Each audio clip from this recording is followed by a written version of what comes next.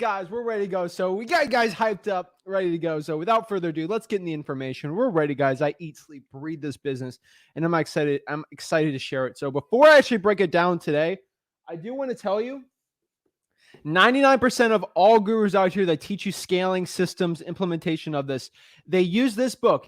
It's called Traction from Gino Wickman. I'm just being completely honest with you. It's called Traction from Gino Wickman. This is a book that is basically every guru systems scaling guide for wholesaling real estate. Basically puts their seminar based off of this book. Just FYI for everyone out here, it costs $17. They will charge you 10 grand and teach you how to use the $17 tactic. I'm not going to break it down too much, but it teaches a lot of great stuff. Visionary integrators. It shows you the entire spiel of how to scale just a general business. And we kind of put it in wholesaling, and that's their spin. I'm going to basically show you today. But if I had to, if you had to buy a book, which, you know what, these books are on PDFs online for free.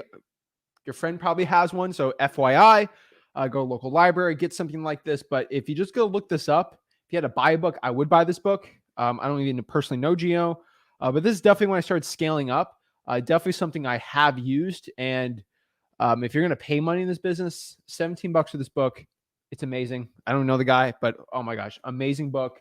A lot of the systems that I implement in my business are actually done on this. Every guru will use this book for an example. So that being said, we're going to put that back here. Oops. I'm going to show you exactly how I do it. So let's break it down. So number one, scaling to 100K per month. All right, take some notes, guys and gals. This is always recorded. But in this series, I'm going to show you effectively how to scale up your wholesaling real estate operations from $100,000 per year, working about 40, 60 hours a week, I'm guessing for you, to about $1 million plus per year, working 5 hours a week.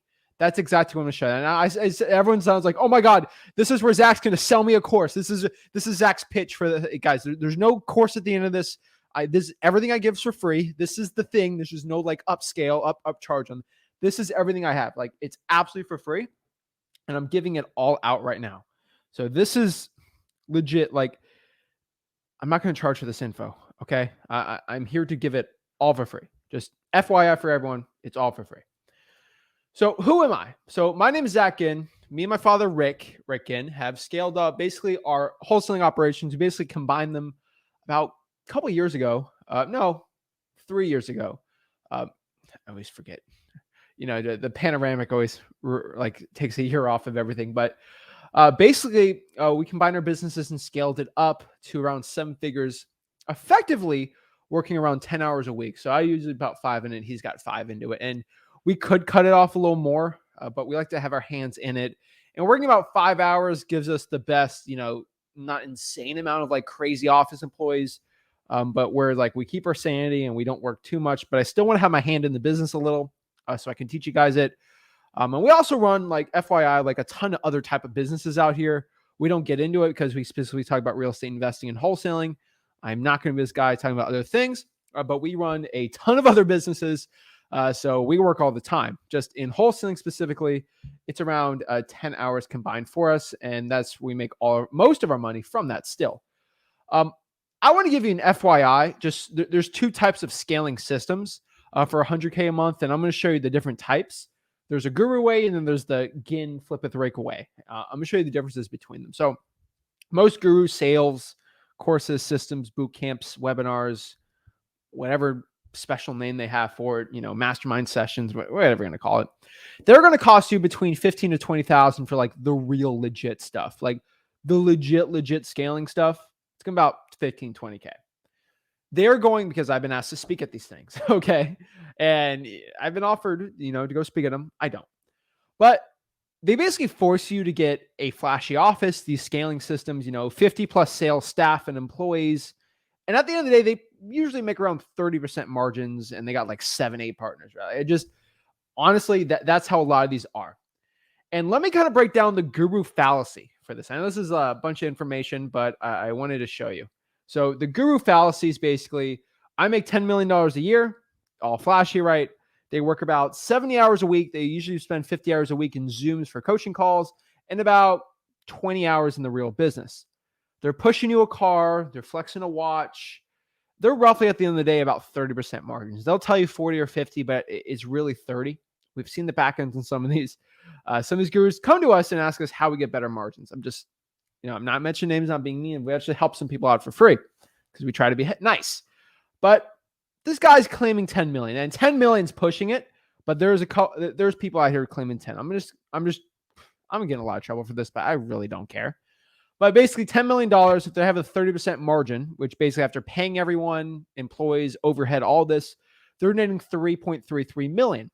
Now, if they have 4 partners, quote unquote, that means they're netting $833,000 after everything.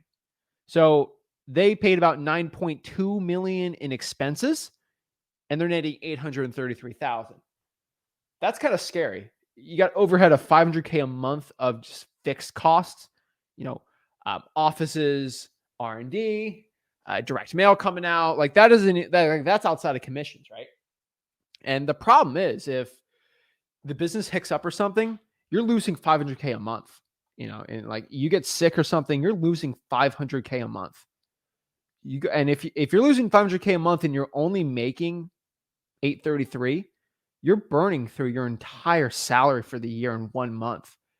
And that's a very scary business. And someone like Rick that's been through the 2008 crash, like you could lose everything. And this is how these gurus go broke and lose everything. Like you go hard or go home, right? And I don't like it. And they're always over levered. Like they all got all this debt. They're buying these insane complexes that they're just buying for retail. Never good. So let's say your guru's claiming to make 5 million, right? They're netting 400K at the end of the year. And if they dare be broke enough to claim 3 million with their 4 partners, they're netting like $250,000 to 275. This type of business is work, stress. You legit have a job. Like you're working 70 hours a week to make $275,000. That is a stupid job. I do not like that at all. You don't want it. Like who wants to live like that? I don't. And this comes back to why gurus push coaching. And I just want everyone to understand where I'm coming from when I come to my scaling guide. They can't make that business work. Most of them can't scale effectively because they're trying to be flashy. And they make more money selling the information than in the business. I get it. You make $1 million only working 50 hours a week. It's better than netting 250 after the partners and you don't have to spend 9.2 million or not, And then you use the system. They give you the system that put them in the issue they're in. And they're going to push that problem onto you. So understand when someone teaches about scaling, they're pushing their issue that they have with those low margins to you. And it's not good when you got that going. And so let me show you like what my guide looks like. This is what I teach. And this is what I'm going to show you. This is where these gurus come to me and be like, hey, how can I make my margins better? And all this stuff.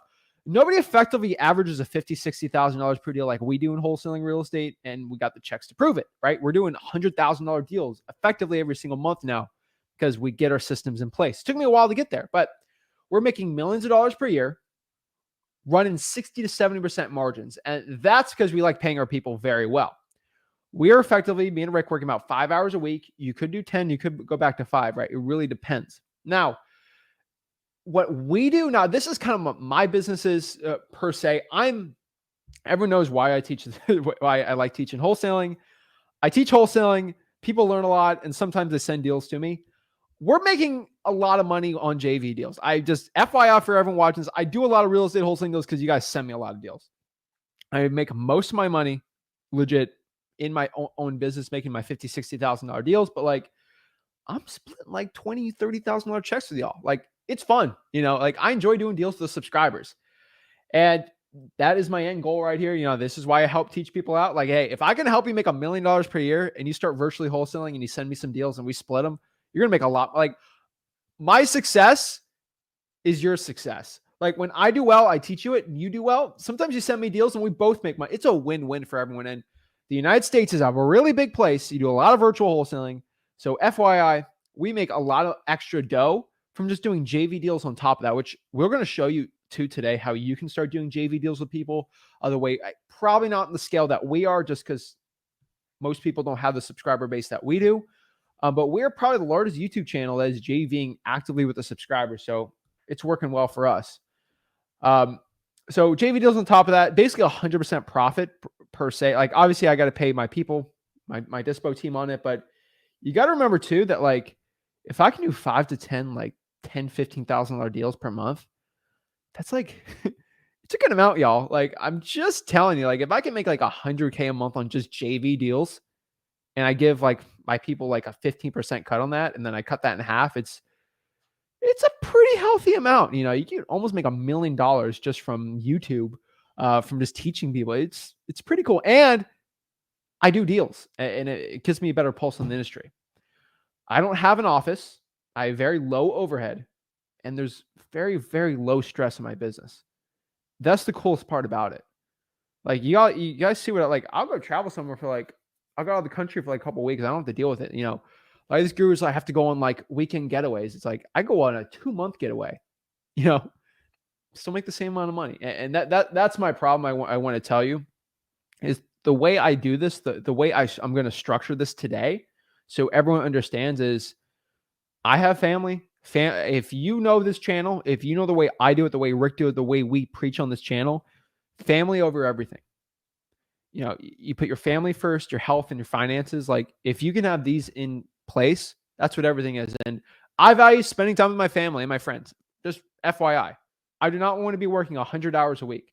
I love making a lot of money and I love spending time with my family. I'm going to show you exactly how you can do both of them. You know, if I don't have any kids, you know, I have no pets, right? But if I had a kid, you know, in the future or something like, and I was married with like a family, I would want to spend every waking moment with my family, you know, and I want you to understand why you got in this business for freedom. I don't want you guys in this business to start working 100 hours a week and then you're away from your family. You know, that you're almost better off at the job. So I want to show you exactly how to effectively live the life of your dreams. FYI, guys, like I make enough money passively. Like I make a ton of money wholesaling. I put that into passive income and I don't have like, I could just go ghost on everyone and live the rest of my life, you know, on a nice beach condo somewhere and just never deal with anyone ever again. So it's very low stress, you know. And that's what I want to teach you today. No one really teaches about this. And it's fun, you know, you start turning, I love video games. I love it starts turning into a video game, you know, like how do we keep pushing the numbers, right? It's fun. So here's the last thing I want to bring up with you. And then we're going to get into the kind of the business structure today. But let me break down the deal numbers issue. And this is something not like a lot of beginner wholesalers get caught up in. This is kind of like the shiny object syndrome. And I want people to understand this, but stop getting caught up in the amount of deals that someone's bragging about, the amount of deals you should be doing. You should be focusing more on the net. Is the title of this 3-day seminar type thing, whatever you want to call it, is this a how to do 10 deals a month? No, this is how to do 100K a month. If you want to make 100K a month, you effectively could do 2 deals a month. Like my average margin is 50K, that's 2 deals a month technically. Now I do more than that, obviously, but that's 2 deals per month if you know how to make those systems correct. I'm not telling you how to do that. I'll show you how to do more. But don't get caught up in the amount of deals and just understand you have your local guru, coach, or whatever. They're like, oh, I did 20 deals in a week. Or you go to someone else, say, I did 2 deals this week. What sounds sexier? What's going to sell the most courses? What's more stressful? And you're going to be like, oh, 20 deals is way better. Let's kind of break down the numbers, right? Because the average amount of deals people are doing, it's kind of getting crazy. So this is something that took me a while to wrap my head around. And this is something that's very shocking to most people, but it's true. One $3,000 assignment deal requires the same amount of work as a $100,000 assignment deal. I'm going to get flack for this, but that is the honest truth. I will fight anyone tooth and nail about this. I've done $100,000 assignments. I've done $1,000 assignments. Every single assignment deal requires the same amount of work. It is the same process. You're going through the same hoops with the seller. You're writing the same contract, the same EMD, same title company, same buyer, more or less. You're just getting a better price. The buyer is basically buying the same price. There's just more motivation.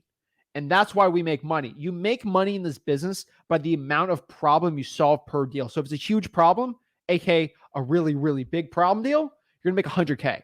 there's not a lot of problems. They just, they wanted to get rid of it, but they don't want to at the same time, you're going to make 3K. It really depends on the problems you're solving. And so if you're bragging about doing 20 deals and your average deal is 3K, which a lot of people are doing 3K average deal, nothing wrong with that. But a lot of these gurus are pushing it and they're making 3,000 average a deal. If you actually look at this, they're making 60K a month. And they're spending around 2 hours. You look at comping, acquisitions, dispo. Conservatively, they're spending 2 hours per deal. That's 40 hours of manpower, woman power you have to put in to get those 20 deals. 20 deals is stressful. Also, you got to pay your VAs per deal. Like the transaction coordinator stress. That's 20 closings. It's just a lot. It makes it a lot more difficult. It's 20 follow-ups you have to do. It's a lot more. Versus if you do 2 deals at 50K each, you're making 100K. You're making more money. Literally 3 hours per deal. I'm going to do an extra hour on the appointment. Guys, if you spend an extra hour on the appointment, you're going to make that extra money. And everyone knows from my acquisitions guide, it is legit all about it. And that's 6 hours of work. You are legitimately saving yourself 34 extra hours a week, which makes it a lot easier for you in your wholesaling business. It makes the podio simpler. It makes things a lot more simpler. So at the end of the day, the guy's doing 2 deals at 50K is just showing the person bragging about doing 20 deals at 3K. Now, I know the fugazi on the outside makes it look more attractive, but it is not. Okay. This is the more or less the Bill Gates, Warren Buffett type thing versus the baller on the balling rapper. You think the rapper is worth more money because he has a gold chain and gold teeth and the Rolls Royce, but Warren Buffett's pulling up on his caddy on his regular house with billions of dollars. He owns like a quarter, like 5% of Apple or something stupid. And he's just buying up Geico and stuff. Like, so that's something you guys got to understand. It is a huge difference. And there's nothing wrong with doing 20 deals. But why would you do 20 deals at 3K if you can effectively change some of your systems and change that to 30K? And a lot of people are leaving a lot of money off the table. So guys, if my method sounds better, if that's something you want to learn today, my business structure for it, do me a favor and smash that like button and subscribe. I do ask for people to do that. Helps me reach more people so I can help the most amount of people out there in this business. And I always say this is the honest truth, but guys, every time you like this video, another guru sheds a tear. So make them ball today. Okay.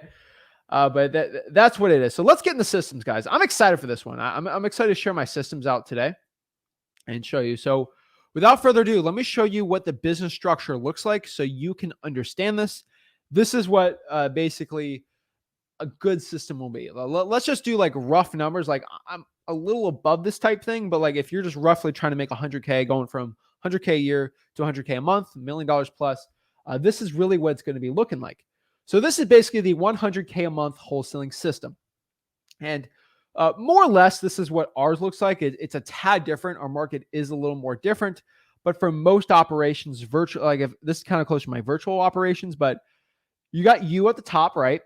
And then you basically have a COO, and this is going to be kind of a day 3 type thing, the COO, but they're kind of doing your job and kind of delegating you off to a point. That's going to be kind of the parachute out of here. But we're going to break that down kind of at day 3. But at COO, we have the 3, like I make this business really simple, and that gives me the best choice here. We got marketing, acquisitions, and dispositions. Just understanding, guys and gals, this is what it looks like. Acquisitions, marketing, and dispositions. It makes it a lot more simple, ladies and gentlemen. Really, that is what your business is looking like. So just understand that today, that this is what that system looks like. Acquisitions, marketing, disposition. So let's go from left to right here. For our marketing department, I call it department, but this can all be done virtually. We have a VA marketing manager, and they are going to be managing basically the VAs to a point. Now, your COO is really going to be on top of things, but really, wholesaling comes down to delegation. This is finding someone to do the task that you don't like. And this is really, we're going to get harder in this on the implementation side on this, but VA marketing manager, we're going to have a cold calling VA, we're going to have an SMS VA, and then we're going to have a list pulling VA. Honestly, if you're doing virtually, cold calling and SMS is like, we have the SEO People like, obviously this is something that you can change. So if you're making a ton of money on like pay-per-click, right? You can have a pay-per-click VA. Like you can have a Facebook ads thing. Like if you want to do door knocking, right? So like for marketing, I'll have a VA marketing manager take over the VAs. And then on like in my business, I have an extra line here where I have my VA marketing manager per se. It's more my COO that deals with it, but like you could have just a general marketing manager too if you want. That gets kind of more marginy. Like I'm not the biggest fan of that. That's kind of more for a bigger operation, but you're going to have someone that is overlooking. Usually the COO will have a drawing for dollars person kind of on the same level as the VA there. Do the drawing for dollars leads, and then that gets pushed into the cold calling VA. And they kind of do the marketing, guys. Marketing is going to be the most important. So my cold calling VA is going to cold call, SMS. The most VAs are really going to be on the cold calling side. Now, list polling VAs, there's multiple list polling VAs. Now, my COO here, in this theoretical situation, they're going to be pulling the PropStream list. They're going to be pulling the ZachData.com, the ListREI.com list, and then the list polling VAs are going to be pulling the probates, the government lists, and all that fun jazz. And really, the COO might have to go pull a water shutoff list if like you need someone to go call them. You know, like a VA is probably not going to be the best for that. But we put a lot of the situations on the COO on this situation, but obviously other type of people. So that's kind of how the marketing side is per se. Like I don't want to get too complicated on this, but that's how that's done. Now acquisitions. This is where I am a lot different than people. People have like a acquisitions manager, like a Michael Scott type guy, and then have acquisition staff. I just have the COO look over the acquisitions manager. The truth is, acquisitions is so important. It is the most important one of like all of these of like management styles. Like if to hire the right one, acquisitions is gonna be the most important. Now, marketing is the most important one, but the training and everything, like the most intense one for this, the hardest hire, the hardest one to train, the hardest one in this whole, the biggest bottleneck for success here. The marketing people, I get 15, like I get a marketing person for each type of person watching this. That's really easy. Marketing is the most important one, but for hiring, it is the easiest and cheapest. Unfortunately, acquisitions is the most difficult one because you have to train them the right way. You have to show them actually how to get a system right and place the training so they can be making 50, 60,000 per deal. Because if you do it wrong, like you're going to make 5, 10K like the average wholesale, and then you're screwed, right? And you don't want to be doing that. The implementation process too is you don't want to train an acquisitions person too much to a point because then they're just going to do their own business. And we have people leave all the time for that.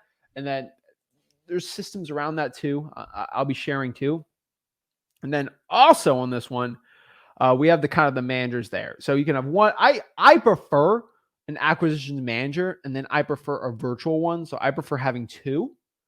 They're always going to be different the way you do it. You honestly, at the end of the day, like at most with my system, you need three. Like 3 acquisitions managers at most. I like 2. Like for most people, 2 is going to be your best one. 3 is really when you have like a big JV department and like you're really going to be pushing that. And that's kind of like dispo and acquisitions combined into one is going to be like a JV one. It's kind of a new branch per se, but really like don't focus on the JVing too much. Do your own market first. And then we have dispositions. So basically dispositions needs 1 to 2 agents depending on volume you have. And then you're going to have a cash buyer VA. And that cash buyer VA is going to just be focusing 100% on pulling cash buyers and qualified cash buyers for you. And they get paid per hour and they get a pretty good amount of money per qualified cash buyer. And that's how we build a lot of good lists. And that's really all you need for churning an operation really well.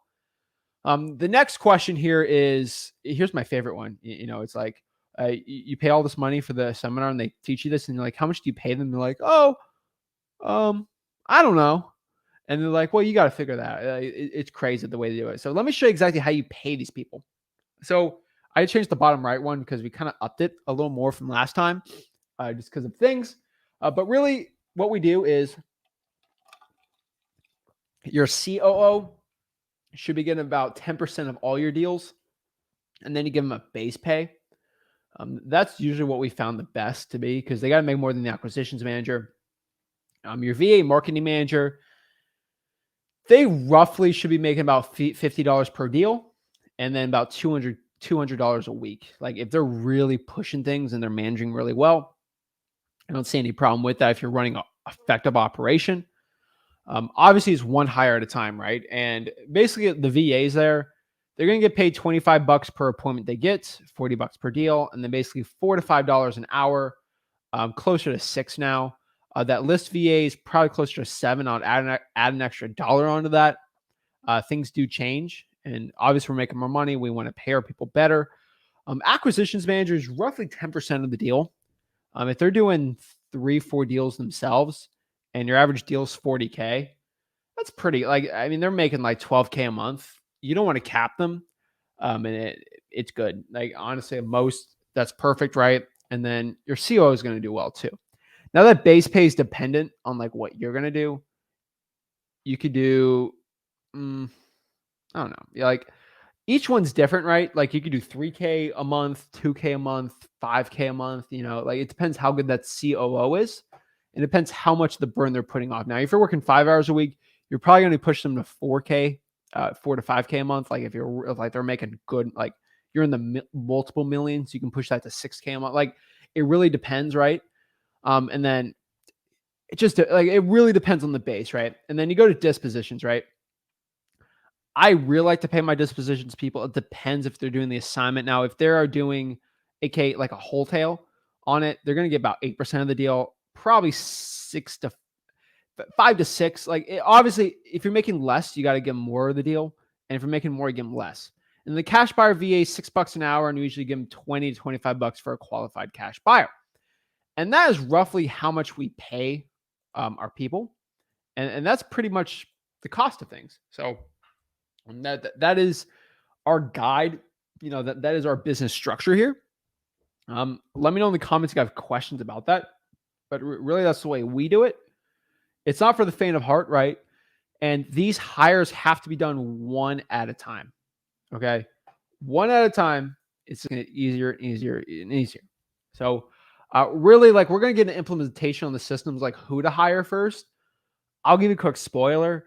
You really got to start with the tasks that are making you the least amount of money to the most amount of money. So what is getting paid the most? What's getting paid the least, right? And that's really how I figure it out. So number one, probably a cold calling VA is number one, then an SMS, and then a list pulling VA, then a VA manager. Figure out marketing, acquisitions. We like to do the acquisitions training, and then probably dispose last. But like the last hire is acquisitions manager, but they're going to take forever. And then COO technically last, but like depends on it really depends per se. But yeah, the COO is basically who you should be. Like you don't need a COO, but like that COO is going to be working 40 hours a week, making sure the whole operation is going smooth. And most people are their own COO, and they're going to cost the most money. Now you can be like 80, 90, you'll probably be at 80% margins without the COO. And then they kind of bring it in, but like you're not working the business anymore. And that's pretty cool. So the last part here is let's kind of talk about the truth here of scaling in this business. But scaling requires delegation. And I think everyone knows that. Like what I said, this is one hire at a time. There are growing pains when it comes to scaling your operations. And like I'm going to always say, but you, especially when you're starting to scale out your business, just understand that you will work more. You're going to make less money the first 1 to 3 months when it comes to scaling than if you weren't. You have to understand that coming in. You're going to make less money and work more and be more stressed your first 3 months in scaling than you are if you're not.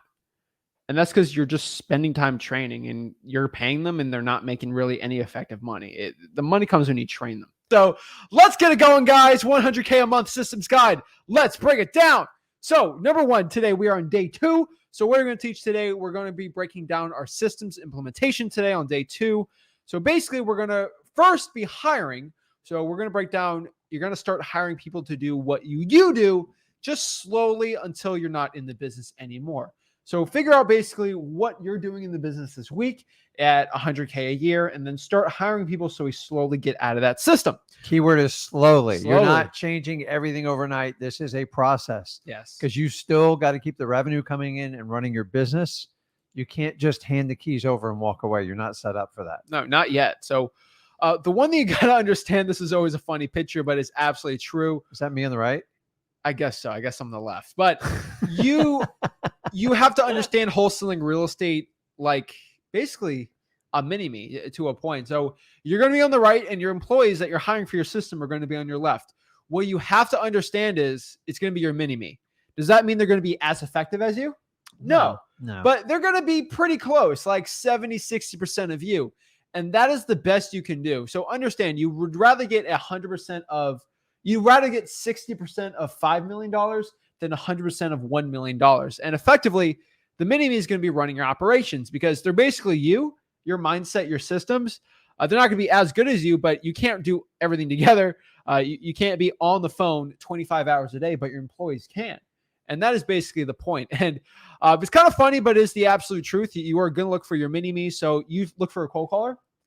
You're going to make that person you, a mini you, when it comes to cold calling. Like that is the point. That's exactly how we do it.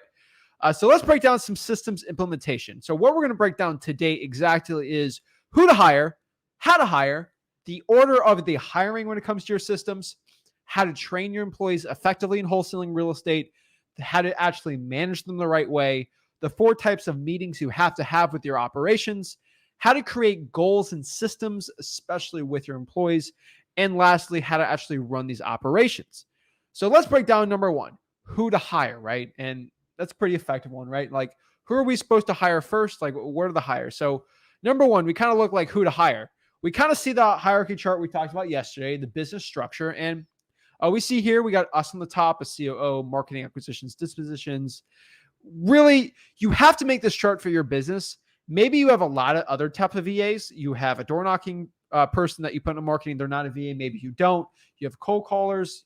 You should put it right there. Maybe you have a driving for dollars person. Like, you have to shift it to your operations. Use this as a guide. Acquisitions managers. So these are the people you got to hire, kind of we talked about yesterday. So that being said, let's see exactly how it's going to be. So number 1, the first hire, who we're going to have to hire is basically delegating your marketing, right? Exactly. And so you got to delegate probably the least important task. So delegate your least important task. Most likely starting out is going to be your cold calling. Your marketing is going to have to be first, kind of like I said. And most likely this first hire is going to be a virtual assistant. So number 1, how to hire these people, right? We recommend Upwork or onlinejobs.ph, right? And that's how we actually hire these people. We're not big fans of these Fiverr or VA services. I think number 1 is if you have a coach or a guru type guy that has a VA service, not knocking these people, but they're using their operations. And a lot of these gurus are frauds. So if they're doing their type of cold calling, which effectively is not that good, they're training them themselves, and you don't want that, right? So we don't want to use their service. We don't like the Fiverr people. We just have not found them effective. I think you know this better than anyone, but like, if your VA is marketing you to hire them, it's probably not a good VA, or there's a reason why they can't find work. Let me tell you, I've seen some VAs, like, they are aggressive, resourceful, aggressive, and you think, I go, wow, that'd be the perfect fit. No. It's actually the opposite. They're out there chasing thousands of wholesalers, and they're really not going to be loyal to you in my experience. You really don't want that. So no, you just no. Acquisitions managers, we prefer they're local, right? I think a local person in your network is probably gonna be your best acquisitions manager, right? It's really the best way. There's nothing about, just trying to get to know people, and then it's just, I'd like to be able to click a button and just have them drop anywhere from the country. But the reality is, this person's going to be an integral part of how successful. It's really, I'm not going to say make or break your business, but it's either going to be wildly successful or marginal and losing money. If you don't have, let's face it, I was my own acquisitions manager for 7 years. I hired him to be my acquisitions manager, coming up as like 16. I'm just here to tell you, it's a little different than that, but yeah, a little bit different. But I'm just saying is you have to have like key people. And you got to have someone that just loves talking to people and really enjoys the quest of what I call like conquering people, meaning trying to put win-win deals together. And it's critical. So local people, people that love to talk, people that love the thrill of the chase. And it's not for everybody. Exactly. So we recommend, bartenders, salespeople, if you have to. Indeed, we're not the biggest Indeed people, but if you have to, sure, right? Dispositions, we sort of like realtors that have ambition, usually younger people, right? Not making a ton of money as realtors, but we can pay them well, and they'd be realtors on the side, right? Yeah. COO is really going to be an implementer. You see in the business, obviously spelled that wrong because why not? Um, so what is the order of the hiring, right? So this is basically the system we recommend on the order you should be hiring at. Number one is marketing. I would tell you right now, first 1 to 3 months, or basically scaling up from 10K a month to 30K a month, should just be hiring your marketing people, right? Your VAs, list polling, things like that. Number two should be your dispositions, maybe a transaction coordinator. They can kind of be the same thing if you pay them enough, right? 3 to 6 months, start doing 10 plus deals a month. This is really when you start hiring that. Then lastly, acquisitions person, 6 to 12 months, and then a COO wants to hit $50,000 to $75,000 per month of profit. And let's break down first, because the one thing got lost. I don't know why that one slide got lost. Got eaten by the metaverse. I don't know what to tell you. But one thing I'll tell you is how to train your marketing, right? And the one thing we have done with training our marketing is not like how we train you guys wholesaling. It's kind of weird the way we do it, but what we've done training you guys has been very effective, right? We have a lot of people doing well. I first started doing this type of training system, like with the slideshows and talking about things when I was in college, just teaching my cold callers how to do it, right? So what did I do? How do I teach you guys how to cold call, right? I cold call live. I click record and I start cold calling and I start closing, right? I did that in 2018 in my college dorm. I started closing people virtually. I just recorded it and then just sent that into like a little unlisted YouTube video in a module. And then I just sent that out to the VAs to learn. Like I released a virtual wholesaling, me closing a deal over the phone. And that was something I had recorded in the archives forever. And I released to you guys, but like I have like 15, 20 of those of just me closing deals, and I protect the names and everything, but that's how we do it. We do Zoom trainings and everything like that. The point here is if you're going out here and training your acquisitions people, your cold callers, have you cold calling them and then them kind of role playing with you, and then have little modules of you teaching them. That's going to be the most effective way to do it with their marketing, right? And like, for example, for the list polling, how we teach our probates, like in our county, I spent 2 hours like 3 years ago on a screen share of me just pulling probates in my county, showing exactly how to do it. And that was like 2 or 3 hours, but I showed effectively how to do it. Mm-hmm. Once you basically give that to a VA, pretty easy to do. So that's really what we recommend. When I hire people to do like the bandit signs for us, I would literally create a map of where to put the bandit signs effectively. It's kind of like the peanut butter and jelly sandwich, right? Yep. You got to show them. And that's the most effective part. So that is basically how the order of hiring should be. So how do you train the acquisitions managers, right? This is a lot more intense, right? We recommend the 3-3-3 approach. A lot of people who follow us know this, but we'll explain it one more time. The 3-3-3 approach is basically we have 3 deals on acquisitions manager. They basically watch me or someone else close 3 deals in front of them. And then 3 deals, the acquisition sees us closing with them, 50-50 approach, 3 deals. Then lastly, 3 deals, the acquisitions manager closes in front of you of at least 3 deals. The point is, in our business, we're averaging $50,000, $60,000 per deal. I need an acquisitions manager to close at least 3 of these deals for us, absolutely, like in front of us, so we know that we can actually trust them with that, right? Someone's asking if this is live or pre-recorded. I it drives me crazy. I always get asked that. You know what? This is pre-recorded. Okay.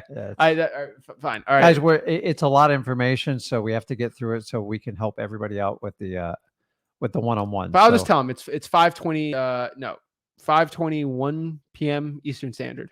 So whatever. All right. So I gotta flex on the people with the fake live. So we're live. Are we live in the comments? I think we're live in the comments. Live in the comments. All right. So let's break it down. Is that, all right. So management. Live in the comments. Let's break down the management side. And management's a very, very tough piece to learn, like starting out, right? But there's some management tools we can give to you, right? Mhm. So number one is don't overmanage, right? Yeah, it's listen. I broke this rule. I broke this rule. Well, the problem is you want to be in control of everything. Like that's why a lot of people got in the wholesaling. And I'm here to tell you, there's at some point you have to actually let control go. So you got to learn through delegation, but um, you're not going to be in control of everything, but you are in control of everything. So it's kind of weird, but Yeah. you got to let people go out. You got to give them the tools. You got to educate them on exactly step by step what to do, and you're going to have to let them. And sometimes they're going to fail.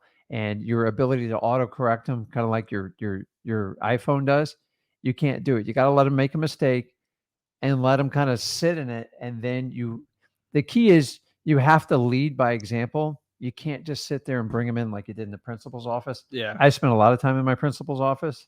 Is you have to lead. So when they have challenges, you basically can call a customer back and then you do it and you teach with them. But do not sit there and interrupt them in the middle of anything they're doing unless it's a matter of killing the business or hurting somebody. Exactly. So just don't overmanage your employees. Painful. What I've learned is, I mean, trusting your employees, but the one thing I've learned that's gonna be the best success here is trust first, but always verify. You gotta let some employees make mistakes. One way you teach employees not just say. Sometimes they have to go out here and make a mistake on their cold call, and that's how they learn. Yeah. People learn in different ways. Well, some people, the fee is like, here's how you look at it. The employee makes some mistakes. Sometimes they're financial. Like there's some contracts we just have to get out because they don't work. Yeah. And usually in the first 3 months, you find that out. But say a year into it or 6 months in, they make a mistake and you're stuck with it. And maybe you're forced to buy a property you didn't even want to, or you have to negotiate your way out of it. You got to look, that is a life lesson for that employee, and either they learn from it and the value follows forward to your company. If you fire them, you got to start over and you can potentially make that mistake again and again. Sometimes you think firing people solves it. I'm here to tell you, sometimes, unless it's an ethical or a serious financial consequence, you're better off letting them learn from it and empowering them so they don't make that mistake. And that's a better employee in the long run. Oh yeah, 100% here. Just so I understand, first trust, but then verify, and then we record all of our lives with our employees basically through 2 platforms: marketing, cold calling. They're basically going through zachdialer.com because we record all their calls, watch them live, and make sure. One big tip I can give to you for cold callers, because cold calling is so important in our business, which I've done since I first hired people for cold calling. I'm crazy. I know I'm an insane person. So just that being said, everyone knows I'm insane and cuckoo. But I actually, like, every 1,000 like contacts they have, one of them is actually going to be me personally, like no one else, no acquisition manager, no one, not you, me. So when they have to call, a percentage of those calls, they know within a week, they're probably gonna have to call me once. So when they make like 1,000 dials, they don't know if the next call is gonna be Zach Ginn because it's a fake name. Oh my God, it's gonna be Zach. It's gonna be the boss. I'm cold calling. I'm telling you, you're gonna be on edge. I learned this when I worked at a grocery store. Right, we had mystery shoppers, and the cool part is like the head manager for the county or region would be like a mystery shopper. And the cool part about it is like you don't know if you're like ringing up that person. And if you're in a bad attitude, you're fired, right? Yeah. And that's pretty interesting. I kind of use that there where if you have a VA, and I used to have VAs like just random, like like I'm at the beach or something, and then I see it's that call, I'll answer it, and there's like a rooster in the back, there's a baby crying. I'm like, hey, Tamara. Yeah, but and then boom, they're fired, right? And then sometimes I get a call, I'm like, wow, this person's closing me, right? It's very important to have them on edge to a point where they sort of look at that, but like not too crazy to a point, but it works really well. Yeah, the data doesn't lie to you. When I had a corporate job, you ready for this? They would call each of the locations and do a customer service. And then once every 2 months, they'd have a conference and they bring in, I mean, like 500 employees. Yeah. And then they would play like 10 of them. And when it was your office and it was you literally wanted to crawl on a desk. Now, the problem with that is you embarrass people so bad, they just don't want to work for you and they quit anymore. No, you don't embarrass. I think there's better ways to sit down. But like, here's the thing, a recorded call, when we had the ability to do that on a small company scale, it changed the game because like the data doesn't lie to you. Like it is what it is. You can't sit there and spin it either way. Either you tried to get the deal or you just weren't nice to the customer. So it's integral. And like the thing is, it doesn't really cost a lot to do it anymore. And it's how you keep your employees honest.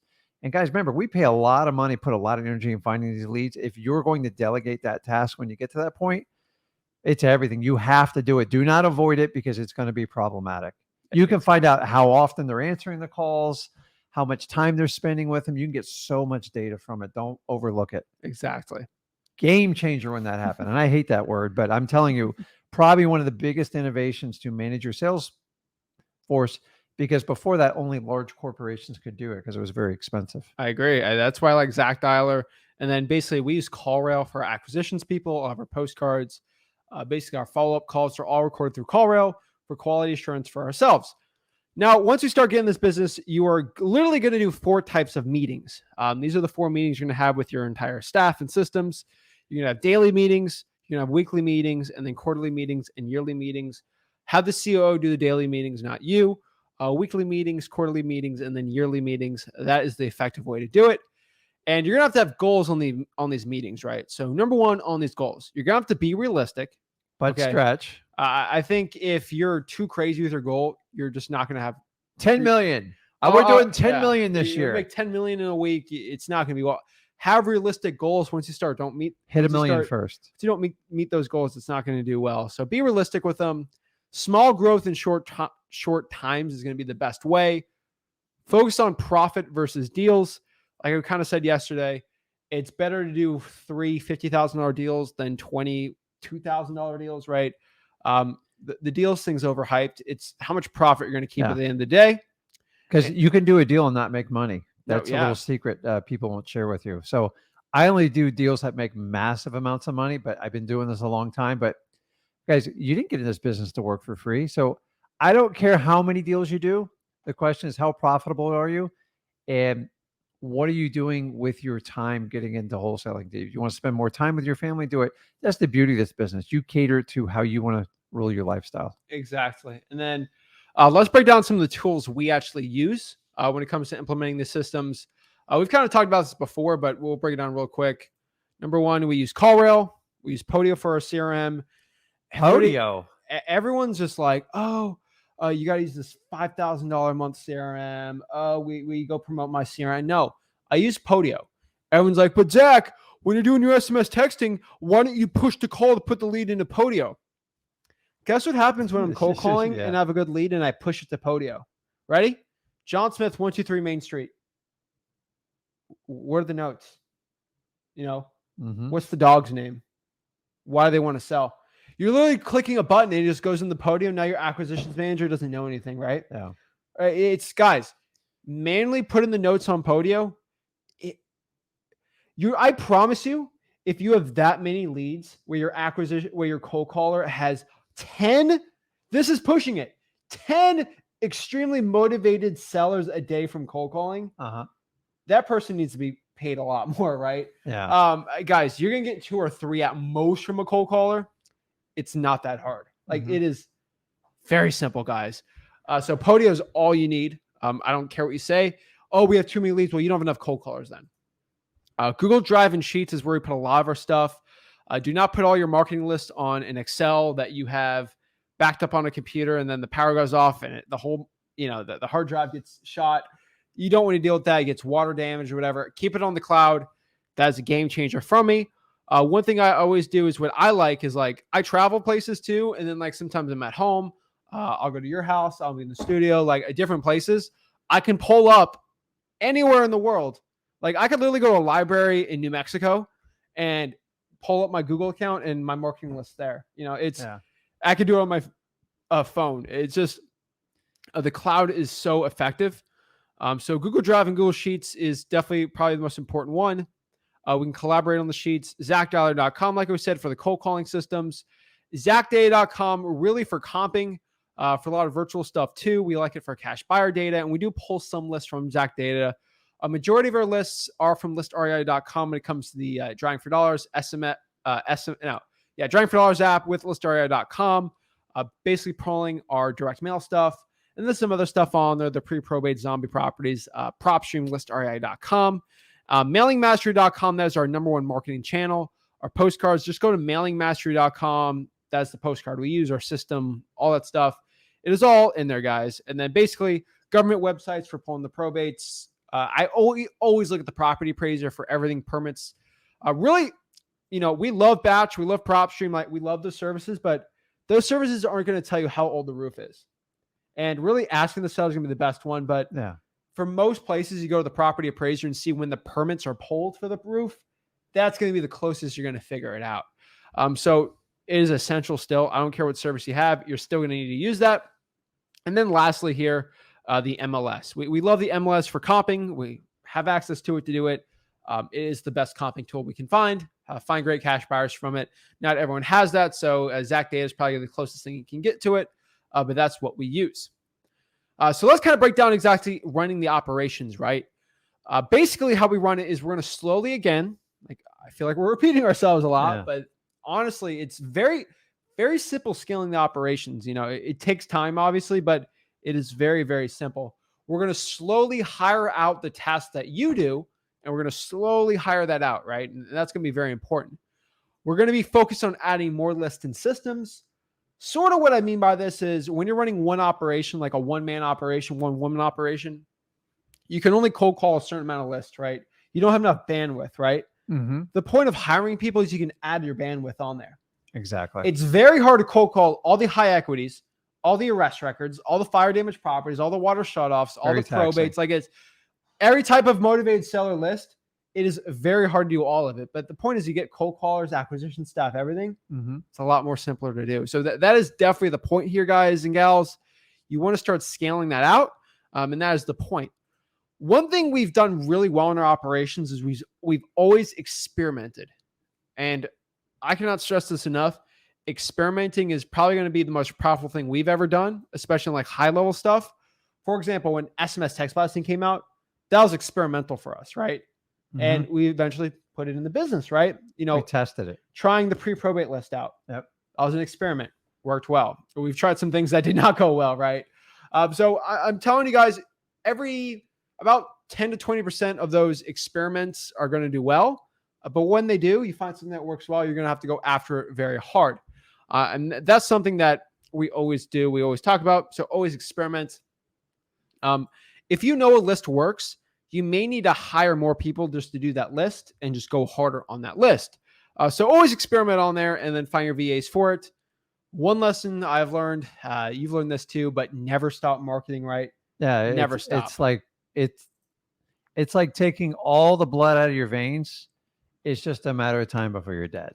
So I'm just telling you, you can put all this great stuff in there. I don't care if you're just starting out, if you've got like 5 or 6 deals on there. The minute you stop marketing, you might get some residual leads, but eventually you will run dry and you will be out of business. It doesn't see in wholesaling. The only downside of business, we don't get repeat customers like realtors do. Now I've gotten repeat customers. I've been doing this 20 years, but I'm telling you, for the most part, most of them are kind of one and done. So the downside of wholesaling is you constantly have to keep marketing. The upside is you make phenomenal amount of money and you control everything. But I'm telling you guys, the minute you think you're smart and you can stop marketing and you can just get leads and do nothing, you're done. So I'm just telling you, I'm in it 20 years. I never, ever stop marketing. I don't care if you pay for it or you do it manually. You have to keep it going. You should do a combo of both if you have the ability to do it. Exactly. And here, just understand, guys and gals, there's going to be good days and bad days, especially scaling in your business. I thought it was all just peaches. It's not all peaches and cream sometimes. Just understand that, like, it's how you deal with those days that make you the best. Remember, guys, your employees are humans. What? Like, they're not robots. I wish they were robots. People do. And the truth is, you got to treat them with dignity and respect. They're human beings. I don't care if they're from the Philippines. They're not. They're people you got to treat well. And lastly, figure out what drives your employees. A lot of people aren't driven just by money. It's how they're treated too. So just understand that too. Now, like simple things, birthdays, holidays. Recognition. Yeah. Right? Talking about their families. We always talk about the why in it for you, But the minute you bring on a team, your why has to expand, and you got to find out what drives them. And you will be surprised. I recently talked to an employee in another business that I know well, and the employee is leaving because they feel like a highly paid employee is leaving because they didn't get a birthday card or an acknowledgement of their birthday. Yeah, I mean, like people sometimes they value that more than money because it just feels good. They did a study on employees and they said the number one reason employees leave is because they just don't feel appreciated. And appreciation, honestly, just takes a little bit of time and energy. It's not a money thing. Yeah. So money is important. Don't get me wrong, but if you think you can pay them and not do that part, they think you're a robot. And then the shoe Fits. the shoe fits on the other foot. It's the same type of deal. Like it's a human trait, guys. People like to be recognized and just be compensated with thank yous and we appreciate you and give them a little time off here and stuff like that. So don't overlook it. It's free. Like a birthday card might cost you $4 or $5, but it's kind of like the office. They don't have like a birthday party cake every time they have it. It's like you gotta. So if you think kind of like the office, all the employees, we're just showing you how to do this without driving yourself crazy. There's so many people out there showing you how to scale systems and do this and that. I saw somebody, they were talking about having 4 or 5 meetings a day. Guys, I didn't get in the wholesaling to sit in an office all day, 5-6 days a week. I'm the complete opposite, but you can still scale your system to do the stuff that is monotonous and redundant. And it's going to take you some time, and then you slowly back out the room. This is not like an overnight fix. Exactly. So just understand that. So basically, this is, again, the 100K a month wholesaling system. You got your COO, your marketing, acquisitions, dispositions. You got your VA marketing managers. You got your cold calling, your SMS VAs, your list pulling VAs, and then your acquisitions team. Remember, you got your dispo too. You got your agents and your cash buyer VA. That is what it is. So this is, again, how much we pay everybody. How do I get that out of the way? Just so you understand the systems one last time. That is how much you pay. 10% base for the COO, $50 per deal, and then $200 a week for the VA marketing manager. $25 an appointment, $40 per deal, then $4-5-ish an hour, and then our list pulling VA is around $6 an hour. Acquisitions manager, they get paid the most pretty much out of the employees, 10% of the deal, and then roughly 8% for our dispo. And then the dispo person, if they're listing it, usually 8. If it's just regular assignment, maybe a little less. Then the cash buyer VA is roughly about $6 an hour, and they get about $20 per qualified cash buyer. Just remember, guys, this is going to be your action plan. This is what I have everyone starting out if you're wanting to scale. So number one, a lot of information. It's a lot of info, but this is a 3-day seminar. I know. We're just squeezing it, guys. It's recorded, so like if you feel like your lead's breaking or Zach's talking too fast, you can pause and go back to the recorded session. Yeah, and we've got 3 days of this, so it's definitely powerful. Make a list of all your daily and weekly schedules of your activities.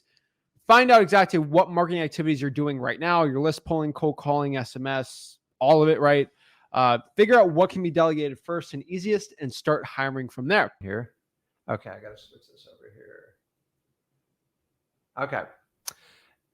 As I said, if you're a beginner, don't scroll over this because honestly, you want to know where it's going because I met with every seller for the first 7 years. I did it way too long, but it is a gift that I did it because I can actually teach you guys even better because I've been on so many appointments. I've met with so many people. Nothing fears me when I meet with sellers. And honestly, I'm not a super slick salesman. I just talk to people and I help them solve their problems. And that's all wholesaling is. Anybody who tells you you have to be this slick, like super closer, that's not it. You do have to get the contract signed, but it's not like being like this greasy salesman. That's not what today's about. So I will try. Let me figure out how to do this. Okay, let's roll through it. If you guys don't see my face on there, it's because I don't. Oh, there it is. Okay, so you don't think I disappeared. So, by the way, guys, this is live. It is the 27th of May, a Memorial Day weekend coming up, and it is 5:12 p.m. Eastern time. So, how to a 100K systems guide per month, guys. I'm telling you this. I do this in my business. It's really not even that hard. Remember, my goal here is to teach everyone how to make their first 100K. And then this is what you can kind of look forward to and what you're doing. And I'm telling you guys, rule number one, I repeat, do not go out and get an office. It's not going to make you any more money. It's actually going to cripple you, in my opinion. You can do it. I did it. I did it 4 times. And honestly, I just wasn't happy. But if you like that environment and you want to manage a lot of employees and you want to work your butt off, go for it. I'm not going to stop you, but that's not why I got into wholesaling. So you can go get a job and do any of that stuff. So let's jump into it. So scaling to 100K a month. Day 3 is the section we're on. And this is going to be really, really simple, but I want you to understand the vision of where you're going in wholesaling. So if you're just starting out or in your first year, you haven't got a deal yet, you're like, man, how the heck am I going to do this for the rest of my life? I'm here to tell you that's not the plan. There is a plan for you to actually make this work without you meeting with every person. Okay. It gets taxing. And as the leads get bigger, as they grow and you do more and more, like you just don't have enough time to go meet with everybody. I stopped meeting with them, I said after 7 years, but it took a long time for me to do that. So we're going to break down how to turn the business into an alcoholic so you can work, ready for this, 5 hours a week. And you're like, Rick, I think you're lying to me. I'm just telling you guys, if you had to sit with me in what I do all day, like anybody want to guess what I did today? Put it in the chat comment. Take a wild guess. Okay. Yes, I met with Zach. We've gone over some business. We've done everything, and we always have a plan to help you guys out. And by the way, guys, the June challenge is going to be awesome. It's going to be like incredible. But put in the chats, ask me what I did today, and I'm going to tell you how I did it, and I'm going to show you exactly why I'm able to do stuff like that. So if you guys have got them right, so Reese has got it right, George has got it right, man. I love to fish. I didn't have time to download the pictures, but I went out dolphin fishing this morning, but I got buried in sailfish. So fishing school was really rough, though. It was really, really rough, but I enjoy it. I love getting out in nature and spending time with friends and family. Zach likes to go with me too, and we have a good time. Honestly, I couldn't do it. I don't fish on the weekends because I don't want to deal with the crowds. It's really, really easy. We just keep the boat like right on the water and we just go. So, but I get up early in the morning to do that. I do some emails. I get everybody, give them the plan for the day. And then I go out and I come back and I do the lives with you. And I'll probably work tomorrow just because I got a bunch of stuff to do. But I love the fish. It's what makes me feel full. And I love hunting for my own food. And it's fun. And I love Mother Nature. So, guys, without the way I set up my business, I couldn't do that because for 4 years I was chained to a desk with so many employees, so many obligations. I just was miserable doing it. So life's short, guys. You just don't want to work till the day you die. And then like, what do you got to look forward to? So I don't agree with retirement. I'll probably do this business. Now, if you work 5 hours a week, you can work till the day you die. You're fine with it. Like, so don't wait till you're 65 to do all this. 5 hours a week. Okay. So it's simple. The key to the autopilot mode is a COO. So everybody knows what a COO stands for. If you want to put it in the comments, help people out. They're just fancy words for titles. You hear CEO, which is Chief Executive Officer. COO is Chief Operating Officer. So basically, he's the person that's going to be in charge of your business and run it, and they're going to basically be you. So a COO is kind of like a mini version of you. They are not the CEO, that's you. CEO is the person who is the final say in everything. So the CEO is the person that's going to be right below them. So they need to fill your role. So you have to run your business as a CEO, as a COO, and everything else down. I did that for my first 7 years. You can't do it forever because you'll burn out. I'm telling you, it's like hard to keep it all going. So we want to reduce your work hours. Some of you guys are working 50, 60 hours.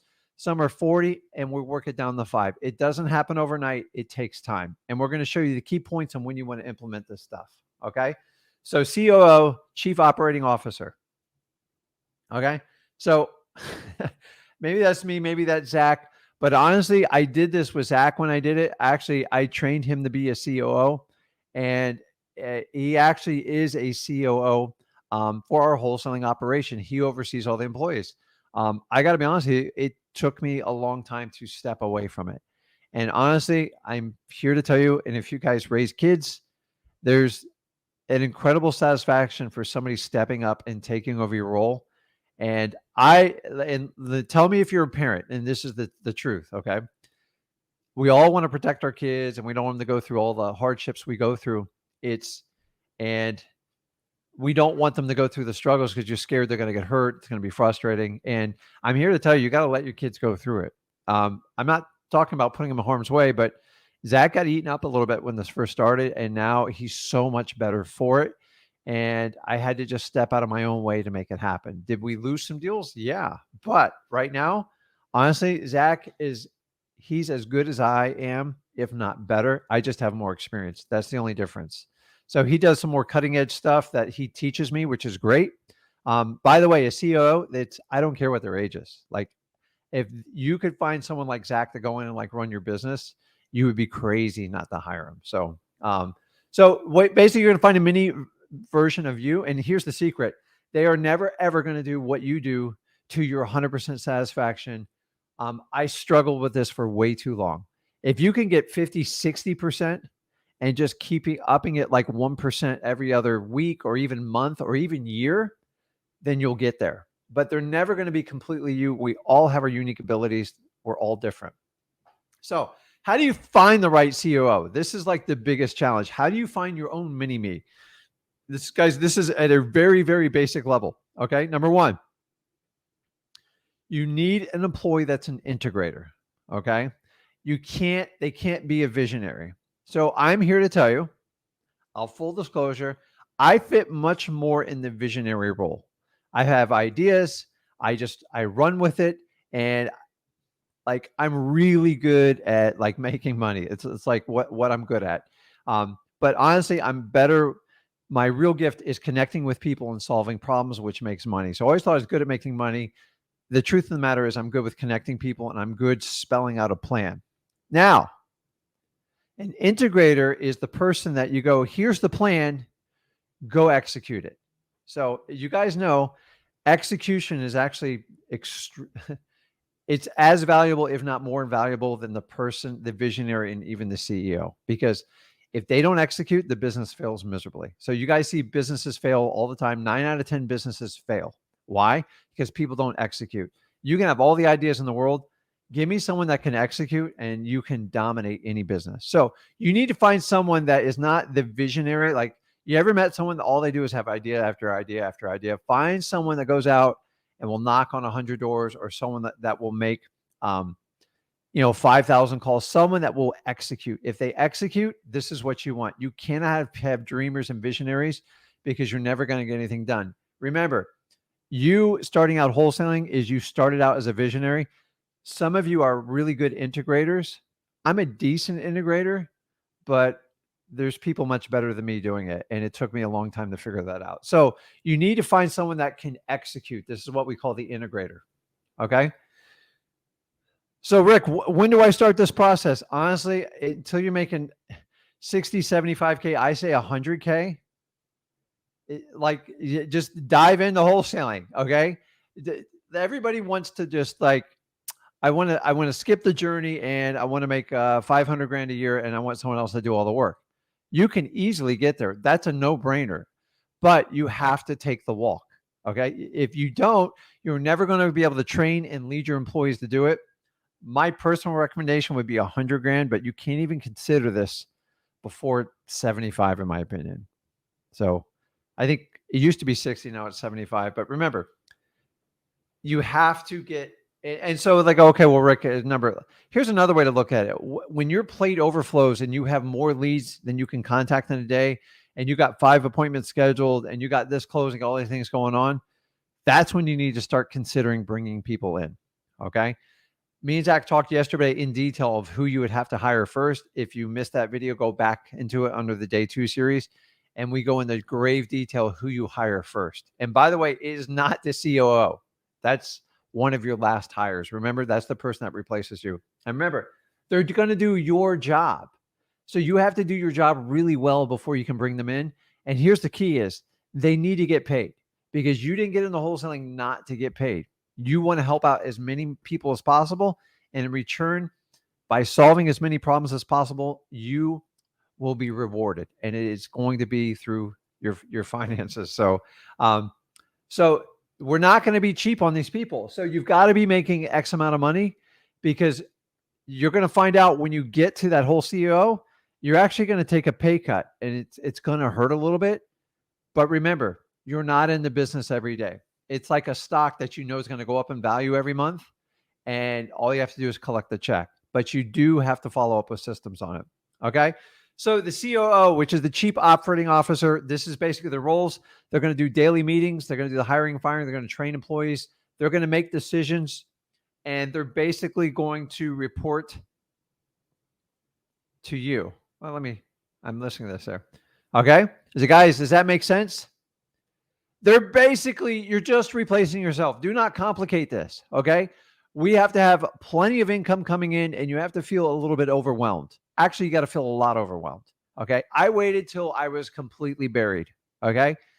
I knew I was in trouble when I did 15 closings that were extremely profitable in 1 month, and the leads were just backed up. And I made a mistake of like, I'd bring in my wife to help with this. And I brought in like people in the family to help out like that. Those are just Band-Aids, guys. So I'm giving you vision for the long run of like what you need to do, because if you think you're going to have to sit there and meet with sellers for the rest of your life, you're not going to be doing this business correctly. So our main thing is to get you started and get you up to 100K. I'm just selling you the vision on where you want to go with wholesaling. Okay. So this is what you need to do. This is what your 5 hours a week are going to look like when you get a COO and you actually have your business on autopilot. Okay. This is guys, this is my schedule. Now, notice 5 hours. These are mandatory things that are non-negotiable. If you don't do it, your business will fall apart. What you do with the rest of your time, knock yourself out. Go fishing, go bowling, go on camping trips, go on destinations. And here's the really cool part. If you decide not to commit to an office, all this can be done just like you and me are interacting to now. You choose it. Zoom, FaceTime. I mean, it's like TikTok, anything. It's so easy to communicate with people. A lot of CEOs in the old days, they had to be in your local community. It's kind of nice if they are, especially if you're new to it, but you can hire anybody in the world to do this job. Okay. You can find the best quality. If you can handle that, some people can handle that. But if you're running a virtual business, it opens up so many more opportunities of the type of people you can hire. So number one, you can do an hour of meetings. Okay. Meetings are with who? You're going to meet with your COO. You're going to go over your KPI numbers. You're going to make sure leads are flowing, contracts are flowing. You're going to look at revenue coming in, expenses going out, stuff like that. The next one is just research. I constantly research markets I want to penetrate. So we do a lot of virtual marketing as opposed to our local marketing. And we actually have two different types of salespeople that handle that. They're completely different fields. We make a lot of money in our local market because we go belly to belly. We go hard. And I recommend every one of you, if you can meet someone in person, it's much more powerful. 70% of all communication is nonverbal. So if you're new to talking to people on the phone, it takes a while to find those little subtle differences. And sometimes the difference between 10, 20, and 50K. Okay. Then you go over like deal analysis. You constantly are looking at deals and you have the final say on them. So like every day I get a spreadsheet of deals we're working on. And so here's the deal. I'm down to twice a week now. So I used to do it every day. I'm like, this is ridiculous. I'm not just going to look at like 4 or 5 deals. Let's look at them all at once. Because once you get into it, guys, here's the key is comping all it. I go over all of it. I check it, man. Like I'm very anal when it comes to my business, and I want you guys to be the same way. I just don't want you to sit there and grind it out every day. And then an hour for training. You're going to spend a lot of time doing sales training. And sometimes this is the only time you bypass your COO. They do the training and sometimes they hit roadblocks and you jump in. Why? Because you wholesaled, you've made $100,000 doing it, and you know the struggles they're going through.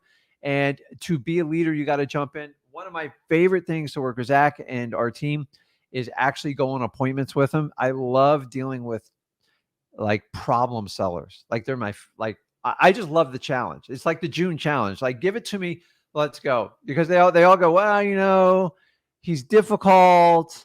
He's being very commanding. And I'm like, did you do this, do this, do this? They go, Rick, we just need your help. I go, okay, if I go, I'm getting, And I tell them all, if I go, I'm getting a piece of the sales. Well, Rick, you own the company. I go, it doesn't matter. Like, I want you guys to solve this on your own. I'm a team player. I will lead. By the way, I never take the money because, like, think about it. It is my money. So, but you have to lead. Okay. So we talk about training and then relationship. You're like, Rick, what are you talking about relationships? Dude, you spend a lot of time working with people in local markets to develop relationships so you can do JV deals on much bigger deals. So my concentration when I'm doing relationships, I'm constantly looking to buy apartment, commercial buildings and stuff like that. I need to add another zero for what I do. I let them fight for anything from 10 to 100K because they're really good at it. To me, I'm looking for everything from 100K to $1 million plus. So 100K is a small deal in my world when I'm doing the bigger stuff because now I have time to look over those deals. The only reason you guys aren't doing those deals is number one, you're not looking at them. Number two, you don't know how to do them. But here's the cool part. Your $10,000 deals, the $100,000 is just a zero. It's actually the same amount of work. Like unfortunately, I learned that out the hard way. So guys,